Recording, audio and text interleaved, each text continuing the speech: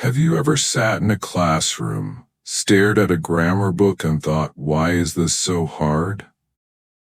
Or maybe you've watched movies in English, understood every word, but when it was your turn to speak, nothing came out. I know that feeling. I've seen it in my students. Bright, curious people with so much to say but no words to say it. Let me tell you a little story. There was a woman in her 40s, a mother of two, living in a small town in Brazil. She had been learning English on and off for over 10 years. She passed tests, she knew the grammar rules, but every time she spoke to a tourist, she froze. One day, she told me, "Jackson, I feel like English is a door, and I'm always standing outside." Maybe you feel that way too. But what if I told you the problem isn't your memory, it's not your accent, it's not even your grammar. The real reason most people stay silent is fear. Fear of making mistakes, fear of sounding silly, fear of not being good enough. And today, I want to show you how to break that fear. Not by working harder, but by learning smarter. In the next 50 minutes, I'm going to take you on a journey. We won't just study English, we'll live it. You'll hear real stories, learn practical steps, and most importantly, you'll feel something shift. A moment when you go from "I can't speak" to "I'm already starting." So if you're ready to stop standing outside that door, come with me. Let's unlock it together. I once had a student named Marco. He was smart, funny, and could read English better than most native speakers. But when it came to speaking, his hands would shake. He'd look down, and he'd say, "I'm sorry, I just can't." But here's the truth. Marco didn't have a language problem. He had a fear problem, and he's not alone. Most people who struggle with English don't actually lack knowledge. They're just carrying too much fear. Fear of being judged. Fear of saying the wrong thing. Fear of not being perfect. But think about this. When you learned to ride a bike, did you wait until you were perfect to try? Of course not. You got on, you fell, you scraped your knee, but you got back up. And that's how you learned. English is the same. You don't need to be perfect. You just need to be brave.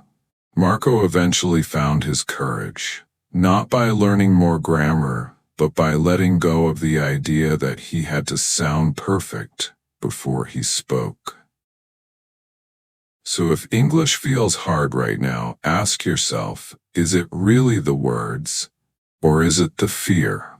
And if it's fear, good news. Fear can be faced. Fear can be trained.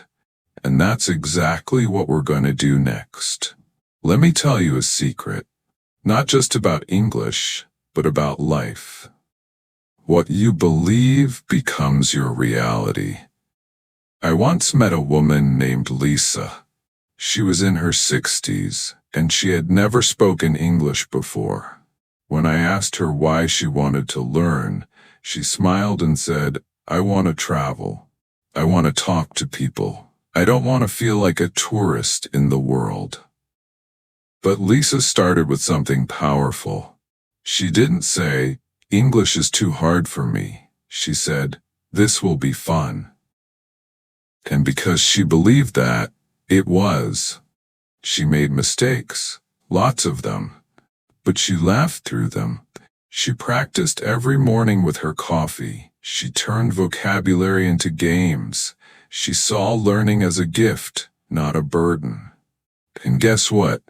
6 months later, she was chatting with travelers at a cafe in Paris, in English, with confidence. Why? Because she believed she could. She believed it would be easy, and that belief made her brave. That's the power of mindset. If you keep telling yourself English is hard, your brain will treat it like a threat. But if you say, English is interesting, I'm getting better every day, suddenly, your mind opens up and learning feels lighter. So today, try this. Say out loud, English is easy. I can speak it. I'm improving every day. Not just once, every time you feel stuck. Because the way you think about English shapes the way you learn English. Now that your mindset is in the right place, let's build the environment around you to match it. Have you ever tried to memorize a long list of English words, only to forget them a few days later? You're not alone. One of my students, Ahmed, had a notebook full of vocabulary. Every day he added new words, hundreds of them. But when it came time to speak, his mind went blank. Why? Because memorizing words is like collecting ingredients, but never cooking a meal. You need to use the language, not just study it. So I gave Ahmed a new rule. No more memorizing. From now on, live the language. Instead of writing lists, he started using the words in real situations. He talked to himself while cooking. He described what he was doing in English. He sent voice messages to friends. And slowly, something amazing happened. His English started to come alive. It wasn't just knowledge anymore. It was part of him. That's what I want for you too. You don't need more flashcards. You need more connection. So today, stop asking how many words do I know? Start asking, how often do I use English to live my real life? Because when you live the language, it sticks. It becomes yours. And to make that happen, we need to change the space around you. I remember a student named Tom. He had perfect grammar on paper. He knew every tense, every rule, every exception. But when someone asked him a simple question like, "Hey, how's your day going?" he froze. Why? Because his brain was stuck in a grammar book, not in real life. And I get it. We've been trained to think that grammar is the most important part of learning English. That if you don't say it just right, it doesn't count. But here's the truth. Grammar matters, but not first. When babies learn to speak, they don't start with grammar charts. They start with simple sentences. Real sounds, real connection. And grammar comes later, naturally. So if you're waiting to speak until your grammar is perfect, you'll be waiting forever. Let me show you a better way. Instead of studying the present continuous tense, just start with this. I am eating. She is working. They are playing. Say it out loud. Use it in your day. Repeat it when you're doing real things. That's how grammar becomes part of you, without feeling like a school exam. The goal isn't to sound like a textbook. The goal is to connect. And once you stop worrying about being perfect, you'll be free to do what really helps you grow. Live with English. Everywhere you go. A lot of people believe that to become fluent in English, you have to move to an English-speaking country. But let me tell you a little story. A man named Raphael lived in a small village in Colombia. No one around him spoke English. No English schools. No native speakers.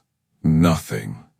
But Raphael had a dream. He wanted to work in Canada, so he created his own English world. He changed the language on his phone and laptop. He followed only English-speaking creators on YouTube. He listened to English music while cleaning the house. He talked to himself while walking to the store.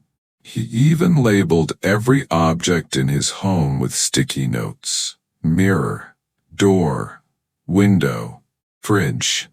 Within a year, Raphael wasn't just understanding English, he was speaking it. Not because he had access to perfect teachers or fancy tools, but because he surrounded himself with English every single day. And you can too. Your home can become your English classroom, your kitchen, your mirror, even your morning coffee. They can all help you learn if you bring English into them. So no more excuses like, "There's no one to talk to," or "I don't live in an English-speaking country." Because the truth is, you can build your own English environment anywhere. And once that environment is in place, the next step is to shift something even more powerful: the way you think. Have you ever tried to speak English, but before the words came out, you had to build the sentence in your own language first, then translate it in your head, and then try to say it in English?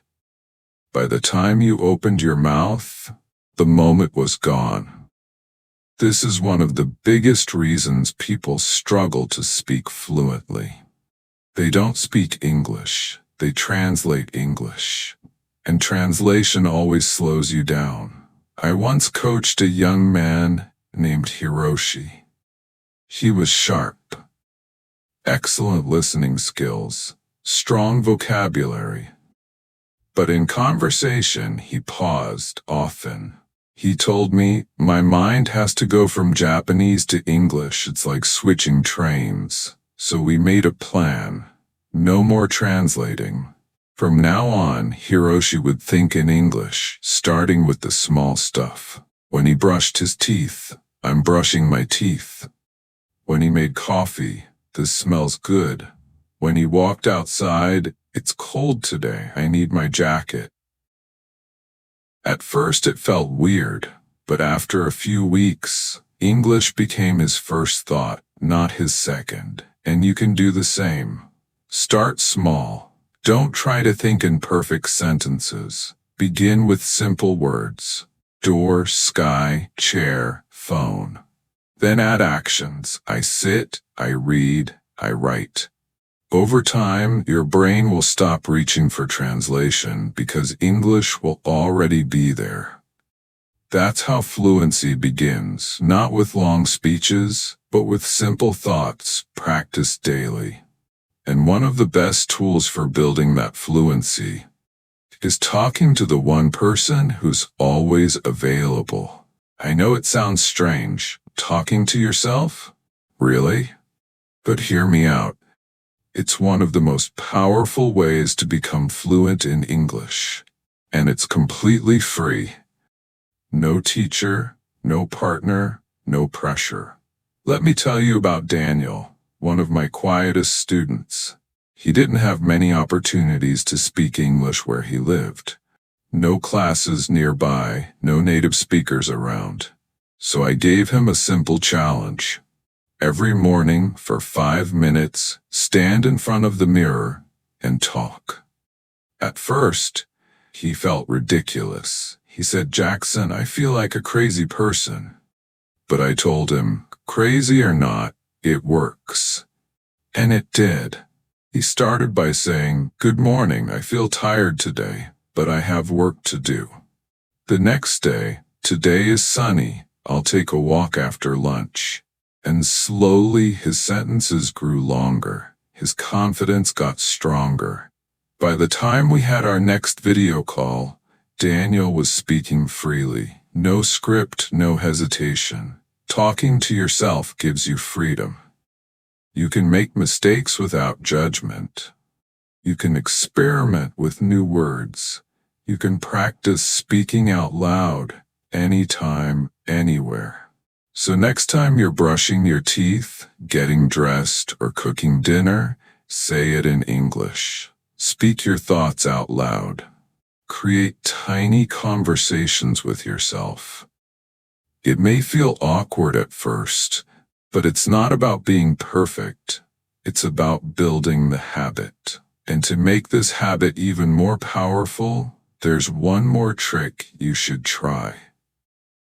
Let me introduce you to one of my favorite fluency habits. The mirror method. It's simple, it's private, and it turns your boring routines into powerful speaking practice. I learned this from a student named Clara. She was a nurse from the Philippines, working night shifts. Busy, tired, no time for English classes. But she had a mirror, and every day before work, while getting ready, she used it. She didn't memorize scripts or rehearse perfect grammar. She just talked. Looking at herself, she'd say, "I'm brushing my hair. I'm tired, but I've got this. I'll wear my blue uniform today. I feel confident." It was like having a tiny conversation with a friend, except the friend was her reflection. And after a few weeks, something changed. Her voice got steadier. Her sentences came faster. She stopped second-guessing herself. Why does this work? Because it connects your brain, your voice, and your body. You're not just thinking English, you're seeing yourself using it. That makes it real. That makes it stick. So here's your challenge. Pick one moment in your daily routine, maybe brushing your teeth, choosing your outfit, or making breakfast. Use that moment to speak out loud in English in front of a mirror. Describe what you're doing, how you feel, what you plan for the day. Make it your private practice space. Because fluency isn't built in classrooms. It's built in the small moments we repeat every day. And speaking of daily moments, let's talk about how to carry English with you from the time you wake up to the moment your head hits the pillow.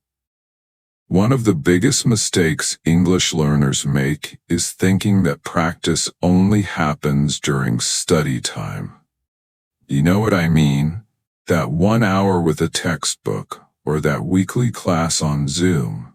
But real progress doesn't come from a single hour. It comes from the in-between moments. The tiny habits that happen quietly all day long. I once worked with a student named Rosa, a full-time mom with 3 kids. She barely had time to sit down, let alone study English. But she found a different way. She turned her entire day into English practice. In the morning, while making breakfast, she'd say, "I'm cracking 2 eggs. The pan is hot. The toast smells good." When she walked her daughter to school, "It's chilly today. The sky is cloudy. We're almost there." While folding laundry, "These are my son's jeans. This shirt is inside out. I need more hangers." At night, brushing her teeth, "I feel tired, but today was productive." It wasn't fancy, it wasn't perfect, but it worked. Because Rosa wasn't just studying English, she was living in it. And here's the best part. She didn't need more time. She just needed a new approach. So if you think you're too busy to learn, don't add more hours. Just change the language of the hours you already have. Because every ordinary moment is a chance to grow, if you choose to use it. And now that you know how to live in English all day long, let me show you how to speak it with confidence, starting with simple, everyday conversations. Sometimes the hardest part of speaking English isn't the grammar. It's knowing what to say. You walk into a store or meet someone new and your brain suddenly freezes. Even though you know the words, they don't come. That's where daily dialogue practice makes all the difference. I remember a student named Elena from Ukraine. She told me, "Jackson, I can write long emails in English, but I can't order coffee at Starbucks. So we did something simple. We practiced real-life conversations. Short, natural, repeatable, and it worked. Here's the kind of practice that helped Elena and can help you too. Ordering at a cafe. Hi, can I have a cappuccino, please? Sure. Would you like it hot or iced? Hot, please. And that's all. Okay, that'll be $4.50. Here you go. Thank you. Have a great day. You too. Shopping for groceries. Excuse me, where are the tomatoes? Right over there next to the onions. Thanks, how much are they? $2 per pound. Okay, I'll take 2 pounds. Chatting with a neighbor. Good morning.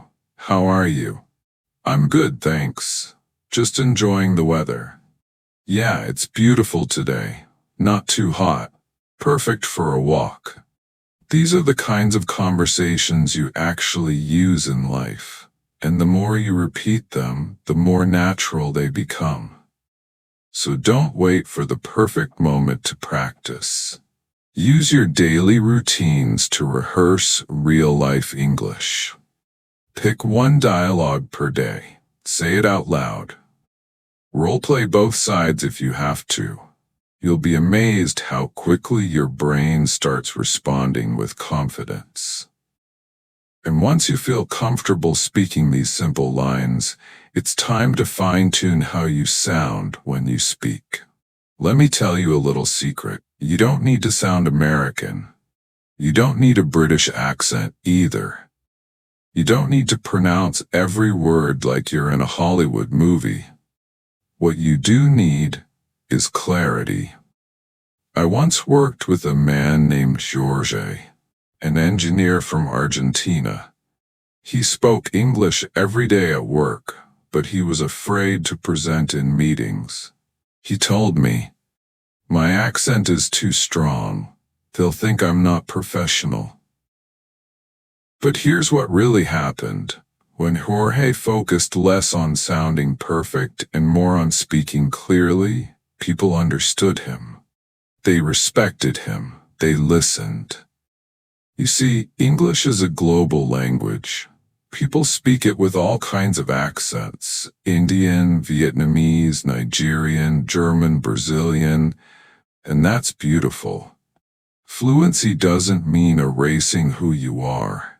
It means expressing your thoughts in a way others can understand. So how do you get there? Here's what I told George, and what I'll tell you too. Slow down. Speak a little more clearly than usual. Don't mumble or rush. Focus on the sounds that matter, especially word endings like S or ed. Record your voice. Listen back. Notice which words you trip over and practice those.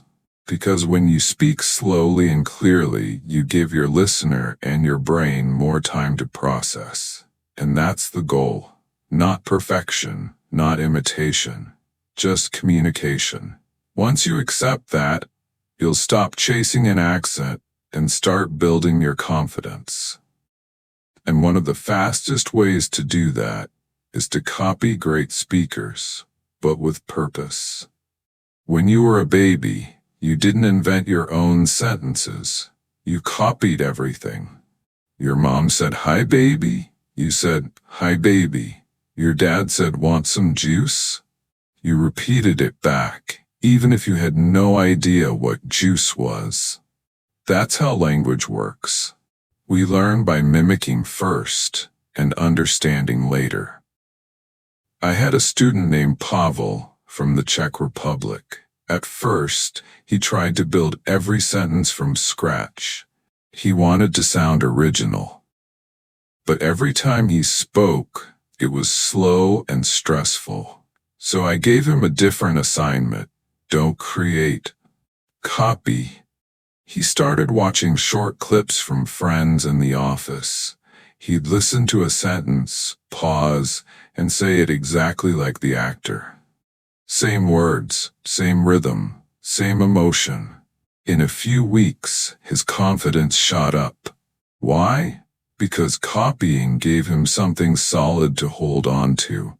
And the more he repeated those natural sentences, the more his brain absorbed the patterns. This method is called shadowing, and it works like magic. Here's how to try it. Pick a short video, 1 to 2 minutes. Play one sentence at a time. Pause and repeat it exactly. Tone, speed, emotion. Don't worry if you don't understand every word at first. Just copy. It might feel weird in the beginning, but your brain loves patterns. And when you mimic fluent speakers, you're feeding your brain the rhythm and structure it needs. So don't feel bad for copying. It's not cheating. It's how every fluent speaker starts. And once you've started sounding more natural, it's time to become your own coach. Let me ask you something. Have you ever heard your own voice on a recording and thought, wait, that's what I sound like? Most people don't love hearing their voice at first. But when you're learning English, recording yourself isn't just helpful, it's essential. I had a student named Min from Vietnam. He was shy, thoughtful, and very serious about learning, but he had no one to practice with. So I suggested something simple. Start recording your voice every day, just 1 minute. At first he cringed. He said, "Jackson, I sound terrible." But I told him that's not the point. The point is to listen like a coach. So Min recorded himself talking about his day. Then he listened back, not to judge, but to observe. He noticed where he paused too long, which words he mispronounced, which parts sounded confident, and slowly he started correcting himself. Naturally, from the inside out. Recording yourself lets you become your own teacher. You hear your rhythm, your pronunciation, your flow, and you start to spot patterns, what works and what needs work. Here's how to do it. Pick a topic, your morning, your job, your favorite movie. Speak for 1 to 2 minutes. Listen back with curiosity, not criticism. Write down one thing you did well and one thing to improve. It's like holding up a mirror for your voice. And the more you do it, the faster your confidence grows. Because real progress doesn't always happen when you're learning. It happens when you're reviewing. And once you start showing up for yourself every day, it's time to speak without fear. Without waiting, without overthinking. Let me tell you something that holds more people back than grammar, vocabulary, or even pronunciation. Overthinking. I once had a student named Layla from Morocco. She understood English perfectly. She had great ideas and a lovely voice. But in conversations, she'd always pause, hesitate, and then say nothing. When I asked her why, she said, "I just want to say it the right way." But while I'm thinking, the moment disappears. That's when I taught her the 3-second rule. It's simple. When someone asks you a question, you have 3 seconds to reply. Not to reply perfectly, just to reply. So if someone says, "What did you do yesterday?" Instead of spending 10 seconds building the perfect sentence in your head, you say something, anything, within 3 seconds. I watched a movie. I met a friend. I took a walk. The moment you speak, the fear loses power. But if you wait too long, doubt takes over. Layla started using the rule, and it changed everything. She still made mistakes, but she spoke. She stopped chasing perfect English and started using real English. And guess what? People didn't care about her mistakes. They cared about her message. Here's the lesson. Fluency isn't about perfect timing. It's about timing, period. So next time you're in a conversation, don't freeze. Use the 3-second rule. Open your mouth. Say something, even if it's simple, even if it's messy. That's how confidence is built. In motion. And now that you're learning to speak without hesitation, let's look at the mindset mistake that stops most learners from making real progress. When we were kids, we didn't fear mistakes. We fell off bikes, spilled juice, mispronounced words, and what did we do? We laughed. We tried again. We moved on. But somewhere along the way, we started believing that mistakes were bad. That they meant failure. That they made us look stupid. Let me tell you about my student Amir. He was from Iran and he spoke English well, but he almost never opened his mouth in public. One day I asked him, "Why don't you speak more?" He said, "Because I'm tired of being corrected. I feel embarrassed." I understood that feeling. But I also told him this: mistakes are not signs of failure, they're signs of effort. And effort is what separates learners from speakers. So we tried something different. Every day Amir kept a little mistake journal. Anytime he said something wrong and noticed it, he wrote it down. Not to feel bad about it, but to learn from it. Things like, "I go to the store," should be, "I went to the store." "He don't like pizza," should be, "He doesn't like pizza." And you know what? That tiny habit made a big difference. He stopped being afraid of mistakes, because now they were helping him. Here's the truth. Mistakes are only painful when we don't use them. But if you treat them like clues, like stepping stones, you'll grow faster than you ever imagined. So from now on, don't just say, "I made a mistake." Say, "I found something new to improve." And once you shift that mindset, you'll stop holding back and start practicing in a way that actually sticks. Which brings us to one more key idea. Let's be honest, it feels productive to watch English videos, scroll through language tips on Instagram, or binge YouTube channels like this one. But here's the truth most learners don't want to hear. Watching is not practicing. I once had a student named Sophia. She was incredibly motivated, watched English shows every day, listened to podcasts, even followed 10 different English teachers online. But her speaking still stuck. Why? Because she was doing what most people do. Consuming, not practicing. Consuming feels good. It's comfortable. It gives you the illusion of progress. But real growth happens when you do the uncomfortable thing. When you open your mouth and speak. When you write.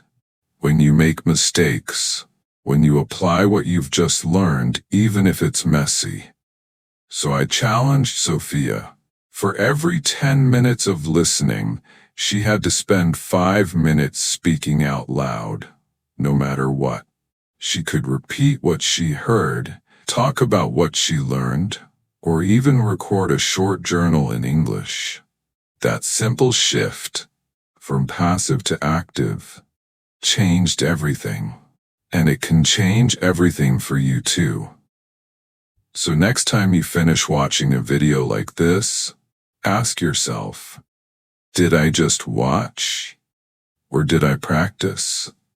Because learning without using is like buying gym clothes and never working out. Now, let's take all the strategies you've learned so far and build a system that helps you stay consistent, even on busy days. We all start with good intentions. I'm going to speak English every day. I'll study for an hour before bed. But life gets busy. We get tired. And slowly, those promises fade. That's why motivation isn't enough. You need a system. Let me tell you about my student Ben. He worked full-time, had 2 kids, and barely had a minute to himself. He told me, "I want to learn English, but I just don't have time." So I asked him a simple question. What do you already do every day without fail? He thought for a second and said, "Well, I drink coffee every morning, I drive to work, I walk my dog in the evening." Perfect. We didn't add more to his day. We just attached English to what was already there. While drinking coffee, he practiced a 1-minute speaking routine. In the car, he listened to an English podcast. Walking the dog, he described everything he saw in English out loud. Each habit took 5 to 10 minutes. But because they were tied to things he was already doing, he didn't skip. And within a few weeks, Ben had a system, one that felt natural and easy. That's the key.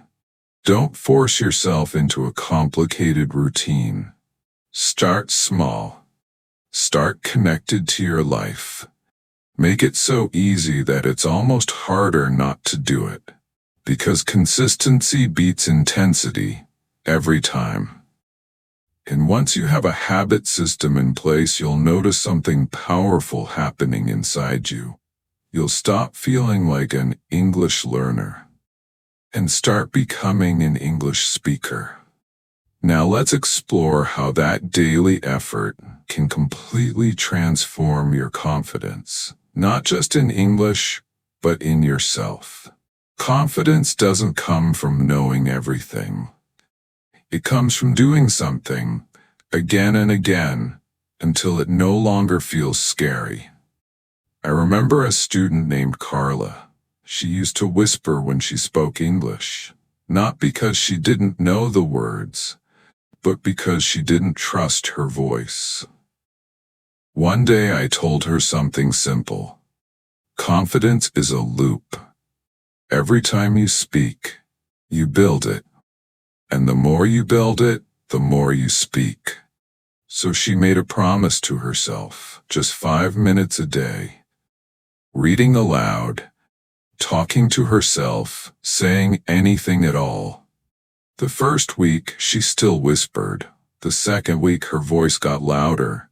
By the third week, she was joining online conversations. And by week 5, she told me, "I spoke English with a stranger. And I didn't panic." That's the loop. Action, confidence, more action. And it's not just emotional, it's neurological. When you speak English every day, even just a little, you create new pathways in your brain. You train your mouth, your memory, and your mindset to work together. What felt impossible a month ago becomes natural, automatic. But the secret is, you have to show up daily, not perfectly, not for hours, just consistently, because your brain doesn't respond to pressure, it responds to repetition. So remember, you don't wait to feel confident in order to speak. You speak in order to feel confident. And now that you've built all these tools, let's remind you of something even more powerful than grammar, habits, or pronunciation. If you've made it this far, let me tell you something from the heart. You're not trying to speak English anymore. You've already started. Maybe you don't feel fluent yet. Maybe you still hesitate, still stumble, still second guess. That's okay. Because every speaker you admire, every confident voice you've ever heard, started exactly where you are right now. Unsure, afraid, but willing to keep going. I once had a student named Miguel. He spent years telling himself, "One day, I'll speak English fluently." But one day never came until he finally said, "Why not today?" He didn't change everything overnight. He just made one brave decision: to stop waiting, to stop hiding, and to start speaking imperfectly but consistently. 6 months later, he gave a toast at his cousin's wedding in English. It wasn't perfect, but it was powerful because it was real. And that's what I want for you too. You don't need to know every word. You don't need to sound like a native speaker. You just need to show up day after day with courage and kindness toward yourself. Because this journey isn't about reaching some perfect finish line. It's about becoming the kind of person who speaks even when it's hard, even when it's awkward, even when your voice shakes a little. So today, make that choice. Speak. Try. Grow. This is not the end. It's the beginning of your fluency journey. And I'll be here, cheering for you every step of the way. So, if you've made it all the way to the end of this video, thank you. Truly. You didn't just watch a video today. You invested in yourself. You took a step, maybe a small one, maybe a big one, but a step forward in your English journey. And I want you to know that matters. Maybe today's lesson reminded you that fluency isn't about being perfect. It's about being brave. Maybe it helped you see that you don't need more time, you just need the right habits. Or maybe you're walking away with one tiny sentence that made you feel a little more confident. Whatever it is, hold on to it, practice it, live it. And if this video gave you something valuable, I'd love to hear from you. Leave a comment below and tell me, what's one habit you're going to start today? Also, if you enjoyed this kind of deep, practical, and honest content, please consider subscribing to Jackson English Stories. It helps the channel grow, and more importantly, it helps this community grow. And hey, share this with a friend who's learning too. Sometimes the right words at the right time can change everything.